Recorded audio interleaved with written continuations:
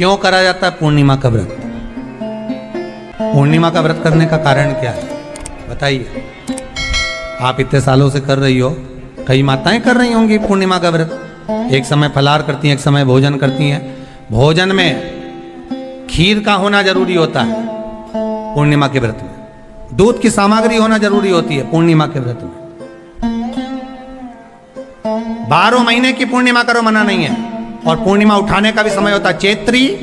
चैत्र के महीने की जो पूर्णिमा होती है, चैत्री पूर्णिमा पहली पूर्णिमा मानी जाती है, इसलिए चैत्री पूर्णिमा को सिद्ध पूर्णिमा कहते, कार्य सिद्धात्री पूर्णिमा कहते,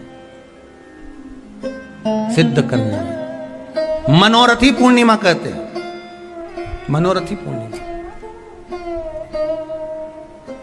इसलिए पूर्णिमा का व्रत कहां से उठाया जाता है? चैत्र के महीने की पूर्णिमा से पूर्णिमा का व्रत उठाया जाता है कि मैं महीने की पूर्णिमा करूंगी तो वो चैत्र पूर्णिमा से उसको उठा लिया जाता है। पर उसका एक नियम रहता है, आप फलाहार करें अपनी जगह पर है, पर एक समय भोजन कर रहे हैं वो अपनी जगह पर। भोजन के साथ में मीठे के साथ थोड़ा दूध की सामग्री होना जरूरी होती है। और क्यों करते हैं पूर्णिमा का व्रत? किस लिए किया जाता है, क्यों करा जाता है? उसका व्याख्यान वर्णन शिव महापुराण के अंतर्गत स्कंद पुराण में लिखा गया। स्कंद पुराण में वर्णन किया है श्री वेद व्यास जी महाराज ने।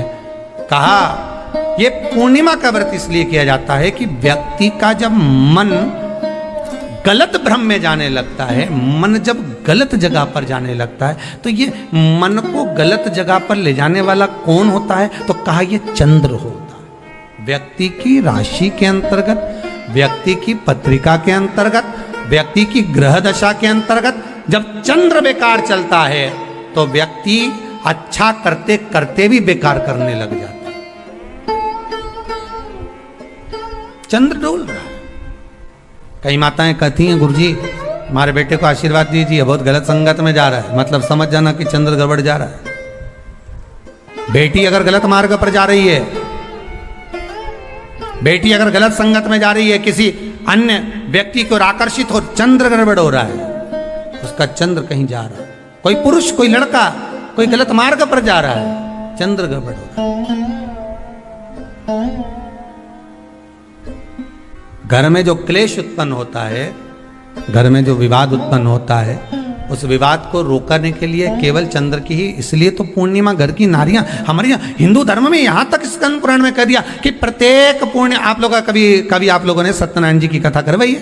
जितने लोग आस्था चैनल पर कथा सुन रहे हैं, जितने लोग फेसबुक यूट्यूब पर कथा सुन रहे हैं, यूट्यूब पर कथा का श्रवण कर रहे हैं, उनने कभी सत्यनारायण की कथा करवाई होगी। तो उसमें लिखा है हर कार्तिक, हर पूर्णिमा को, हर संक्रांति को ब्राह्मण सत्यनारायण भगवान की कथा या राजा या वैश्य कथा को कराता था या बढ़िया कथा कराता। सुनी कि नहीं सुनी ये बात? सत्यनारायण भगवान की कथा में लिखा है, स्कंद पुराण के अंतर्गत जो सत्यनारायण भगवान की कथा का स्मरण किया उसमें लिखा है प्रत्येक संक्रांति पूर्णिमा को सत्यनारायण की कथा करवाने लगा और ये योनि को प्राप्त हुआ, इस योनि से छूटा, इस योनि में गया। लिखा है, सब कुछ लिखा है।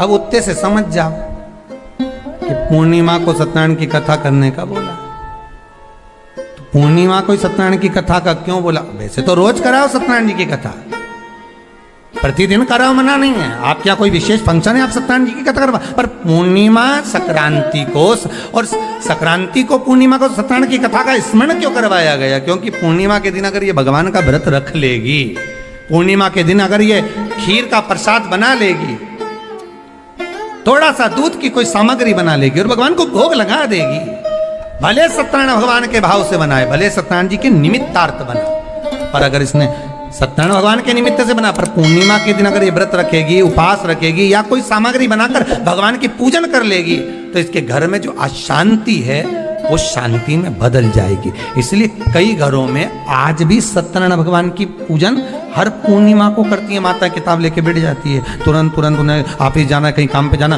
और तुरंत उसने जल्दी जल्दी कलश रखा, कलश नहीं भी रखे तो भगवान की पूजन कर को रखे, ब्राह्मण देवता को बुला लेगी, ब्राह्मण नहीं आएंगे तो खुद कर लेगी, पर करती जरूर है। इतना सा आटा सेक लेगी, पंजेरी बनाई, सीरा बनाई, मिठाई रख दो, कुछ भी करेगी पर सत्यनारायण की कथा कर ले। उसका मन लग गया उसमें, मतलब पूर्णिमा को करना है। उसको करने से क्या होता है? शांति रहती, शीतलता रहती। जिसके घर में हर महीने की पूर्णिमा को खीर बनती हो, ध्यान दीजिएगा, बहुत सुंदर संवाद चल रहा है, बहुत ध्यान देने वाली बात है। प्रत्येक महीने की पूर्णिमा को जिसके घर में दूध की सामग्री बनती हो, दूध की सामग्री तैयार होती हो, खीर प्रसाद तैयार होता हो, उसके घर में कभी क्लेश नहीं हो सकता। चाहे सास बहू एक दूसरे के सामने वो कहे ना, वो सांप और नेवले की लड़ाई क्यों ना, फिर भी शांति हो जाती है। पर प्रत्येक महीने की पूर्णिमा होना चाहिए। ये नहीं कि तुमने एक महीने की पूर्णिमा पे बना लिया और दूसरे महीने की पूर्णिमा को गायब कर दिया। फिर किसी ने कह दिया आज चूरमा तो बन रहा है, दाल बाटी तो बन रही है चूरमे के साथ में, लड्डू बन रहे हैं, तो काहे को खीर बना रही हो? तो तुमने अब वो खीर प्रसाद। महापुराण की कथा कहती है, महाराज पूर्णिमा का जो चंद्र है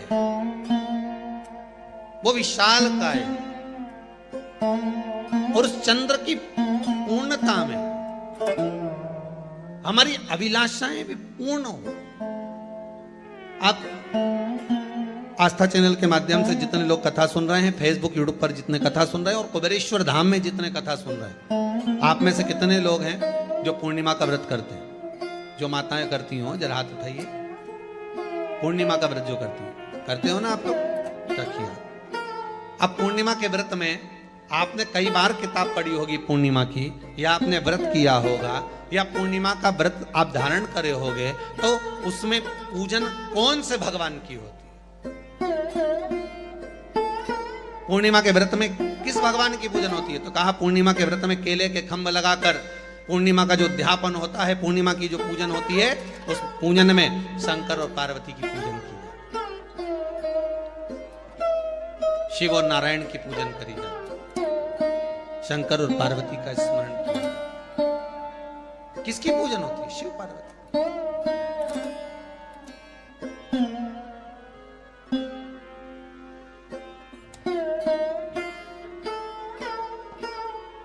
क्यों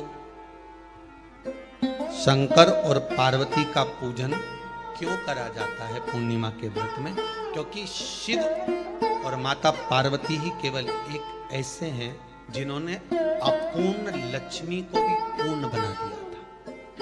किसको पूर्ण बनाया है? लक्ष्मी। शरद पूर्णिमा के दिन अगर आप शंकर भगवान को एक लोटा पानी अगर शिव को समर्पित कर रहे हो, श्वेत पुष्प को रखकर शंकर जी के ऊपर सफेद फूल को चढ़ाकर अगर एक लोटा जल भी, एक पात्र जल भी शंकर को समर्पित कर रहे हो, तो ये लक्ष्मी के लिए ही तो कर रहे हो। और कौन सी लक्ष्मी? पूर्ण लक्ष्मी। पूर्ण लक्ष्मी। आपको पहले भी कथा में कहा, एक बार भगवान विष्णु के सामने लक्ष्मी मैया ने बहुत तेज स्वर में कह दिया था, नारायण, दुनिया के लोग आपका नाम जपते हैं, दुनिया के लोग नारायण नारायण कहते हैं, दुनिया के लोग आपका भजन करते हैं, पर सत्य मायने में कहूं ना तो मेरे बिना दुनिया के लोगों की नहीं चल सकती, मेरे बिना दुनिया नहीं चल सकती, संसार मेरे बिना नहीं चल सकता। भगवान विष्णु ने कहा ये तो गलत है लक्ष्मी आपका कहना। एक दिन लक्ष्मी को अहंकार आ गया, अहंकार के संबोधन जब माता लक्ष्मी करने लगी तो भगवान उसी समय पर भगवान विष्णु को क्रोध आ गया, और भगवान विष्णु ने कह दिया लक्ष्मी तू इतनी बड़ी बड़ी बात कहती है कि तेरे बिना नहीं रह सकती संसार। मैं तुझे कहता हूं लक्ष्मी तू अपूर्ण है, तू अपूर्ण है, तू पूर्ण कब हो गई?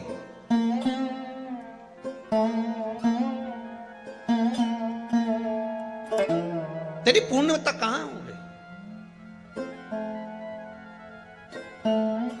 लक्ष्मी की आंख से आंसू बहने लगे। आज आपने मुझे अपूर्ण कहा, आपको मालूम है आप मुझे अपूर्ण कह रहे हो? आपको ये ज्ञात हो रहा है आप मुझे अपूर्ण कर रहे हो? भगवान कहते हैं हाँ लक्ष्मी मैंने तुझे अपूर्ण कहा। अपूर्णता का मतलब आप जानते हो ना? भगवान कहते हैं लक्ष्मी मैं सब जानता हूं। लक्ष्मी रोती हुई माता सरस्वती के पास पहुंच गई। सरस्वती ने पूछा क्या बात है लक्ष्मी, क्यों रो रही हो? लक्ष्मी जी ने कहा क्या बताऊं सखी, मेरे पति ने आज मुझे अपूर्ण कह दिया। तो क्यों रो रही है तू? अपूर्ण अगर कह दिया भैया पति ने ही तो कहा है ना, तो क्यों रोना, चल मेरे साथ में। और सरस्वती मैया माता लक्ष्मी को लेकर सीधे पहुंच गई माता पार्वती के यहाँ। माता पार्वती के यहाँ जब पहुंची, माता पार्वती ने लक्ष्मी जी को देखा और सरस्वती को देखा तो पूछा कि बात क्या है, क्या हो गया ऐसा, क्या हुआ, क्या है ऐसा जो तुम दोनों आज मेरे पास में आई, क्या हुआ। पार्वती जी कुछ बोलती, शिव जी का ध्यान माता सरस्वती की ओर और लक्ष्मी की ओर गया और भगवान शंकर जान गए कि आज भगवान नारायण ने लक्ष्मी जी को अपूर्ण कहा है। अब देखें माता पार्वती क्या कर सकती है, इसको पूर्ण बनाने के लिए करेगी क्या। क्या हुआ, माता सरस्वती जी बोली लक्ष्मी को अपूर्ण कर दिया, अपूर्ण कर दिया, हाँ तो क्या सोचना उसके लिए, इसको मैं अभी पूर्ण बना देती हूं। माता जगत जननी पार्वती ने गोदी में विराजमान गणेश जी को उठाया और उठाकर लक्ष्मी जी की गोद में दे दिया। ले लक्ष्मी, आज से तो पूर्ण हो गई, लक्ष्मी आज से तो पूर्ण। गोदी में जब तक संतान नहीं है तो नारी को लोग अपूर्ण समझते हैं, पर माता पार्वती जी ने संपूर्ण ब्रह्मांड में एक सिद्धता प्रदान कर दी कि अपने गोदी के लाल को, अपने गोदी के पुत्र को माता ने लक्ष्मी की गोद में देकर लक्ष्मी को पूर्ण बनाया। वो दिन कौन सा था, यही शरद पूर्णिमा का दिन था। कौन सा दिन, आवाज पकड़ लो, यही शरद पूर्णिमा का दिन था। शरद पूर्णिमा का दिन लक्ष्मी को पूर्ण करने का दिन,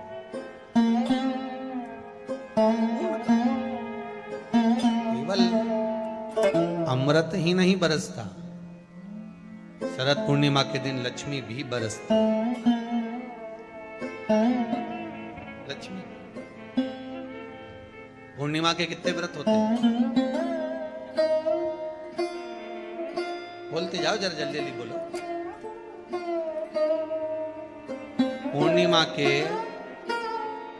नारियों को, स्त्रियों को अखंड सौभाग्य के लिए, जो नारी वैधव्य नहीं होना चाहती है उस नारी को पूर्णिमा के कितने व्रत करना चाहिए। जिस नारी के यहाँ संतान नहीं हो, भगवान कृष्ण ने माता यशोदा को द्वापर में भी बताया है कि पूर्णिमा के 32 व्रत होते हैं। कितने व्रत होते हैं, 32।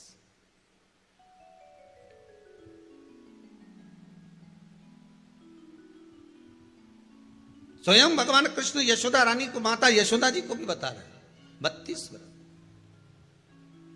अब आपको किसी ने बता दिया होगा कि 8 कर लो, 7 कर लो, 6 कर लो, 12 कर लो, इसलिए आपने बोला कि 12 कर लीजिए, 32 कर लीजिए। अरे यहां तो द्वापर की कथा भी कहती है। यशोदा जी ने एक बार भगवान कृष्ण को रोक कर कह दिया, ए कन्हैया रुको। कन्हैया बोले, बोलो मां क्या बात है। कन्हैया जरा रुकिए, इधर आओ जरा। भगवान कृष्ण आए। हाँ मां बोलिए। किस जगह का प्रसंग है ये, जिस समय पर राधा रानी कुरुक्षेत्र में नंद बाबा और यशोदा जी को लेकर कुरुक्षेत्र के कुंड में, ब्रह्म सरोवर में स्नान कराने के लिए लेकर जाती है, ग्रहण का समय पर। और जब भगवान कृष्ण उस कुरुक्षेत्र के उस सरोवर में स्नान करने आते हैं, तब यशोदा जी ने अपने लाला से प्रश्न किया है, पूछा है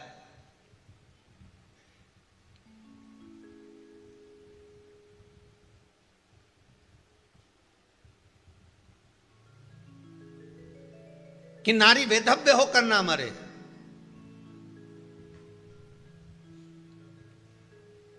उसका पति कोई रोग से ग्रसित ना हो, उसका पुत्र किसी रोग में ना पड़े,